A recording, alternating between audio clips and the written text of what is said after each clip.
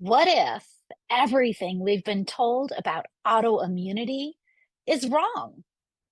I'm Elizabeth Yarnell.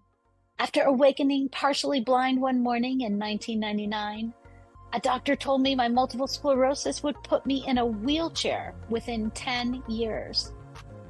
I refused to accept that as the end of the story, so I started investigating.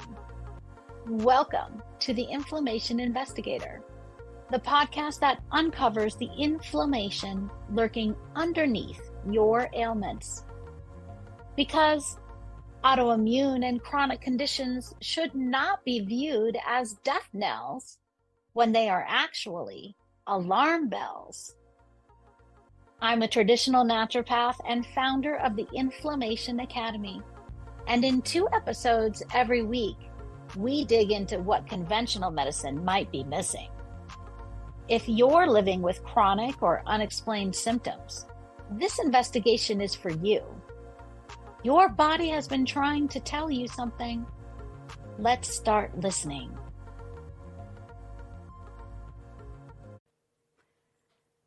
In the last solo episode, we talked about testing for food sensitivities using the MRT test and why that is the gold standard in food sensitivity testing. If you're interested in food sensitivity testing, you should go back and listen to that episode. Today, we're going to talk about a case study of one of my clients.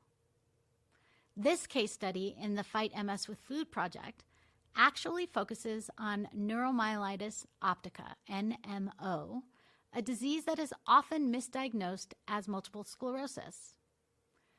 Just like MS, NMO is an autoimmune disease that may respond to anti-inflammatory changes the same way that MS does. Elaine, a 32-year-old mother, not her real name, of a toddler, was diagnosed with NMO in 2009. When she came to see me, she reported, "I have the torch burning feeling really bad in my feet. Pins and needles all the time in my hands, legs, and feet. Fatigue is every day. Headaches come and go. Nausea comes and goes. Banding around my rib cage. Tremors off and on." She was also very distressed that she had gained 100 pounds since her diagnosis. At only 5 feet 2 inches tall, there was no way to hide her weight, and she simply felt lousy most of the time. We started her off on an herbal parasite cleanse to level the playing field before analyzing her blood for inflammatory triggers with the MRT and evaluating her urine for a glimpse at the state of her digestive tract. Elaine will tell you that her first 2 weeks of the Dietary program were not easy. But after 5 months, her diet had greatly expanded and her new food choices had become part of her lifestyle rather than officially a diet. Even better, following the LEAP protocol gave her the energy to start living her life again. Instead of feeling chronically fatigued, she now has energy to work out 4 or 5 times each week and has dropped almost 60 pounds. Adding in workouts boosted her weight loss trajectory from 2 pounds a week with the anti-inflammatory diet alone to an average of 3 pounds per week. As for her NMO symptoms, they have significantly subsided. Now she only experiences the pins and needles feeling when she accidentally ingests something she shouldn't, which serves as an early warning system alerting her to retreat to her original safe diet until her symptoms abate. Hearing her life-changing progress brought tears to my eyes. You too may find her story inspiring. Here's a testimonial from another client, Jane. "Look what I discovered, and it all came from one of my favorite candies. After grabbing several handfuls of this, a dyed dark chocolate candy, over a 2 or 3 week period of time, my body became so inflamed that I contemplated seeing a neurologist, thinking that I had some kind of nerve involvement. I experienced almost total body inflammation.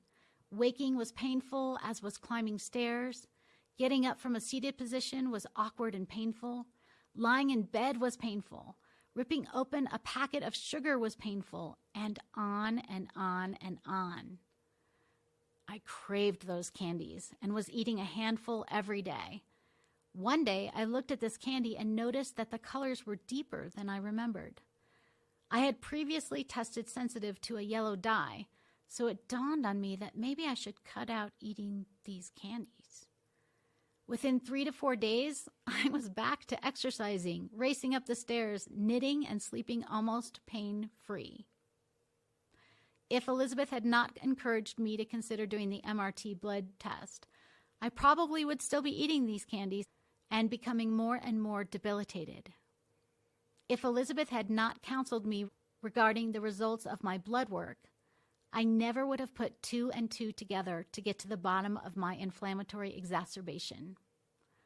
I love having my life back again, and I love having this wonderful, sensitive, and knowledgeable woman in my life. I hope you enjoyed these client success stories, and I will see you in the next episode to wrap up this section. Until then. And that's another case filed on the Inflammation Investigator. Remember, every symptom is your body's way of communicating. We just need to learn the language. If today's episode sparked something for you, I want to hear about it. Share your own investigation discoveries with me on social media at Elizabeth Yarnell, or find me at elizabethyarnell.com. Your experience could be exactly what another listener needs to hear. And make sure you're subscribed so you never miss an episode. And here's the thing about investigations. They work best when you're not going it alone. If this podcast is helping you uncover the answers you've been searching for, please like, rate, subscribe, and review, and share it with someone who needs to hear this message. As a new podcast, these actions mean more than you know. Want to dive deeper into your own inflammation investigation? Head over to inflammationinvestigator.com, where you can take my free inflammation quiz to uncover which hidden triggers might be affecting your health. Until next time, this is Elizabeth Yarnell, your inflammation investigator, reminding you that the solutions to your health issues are out there. Let's find them together.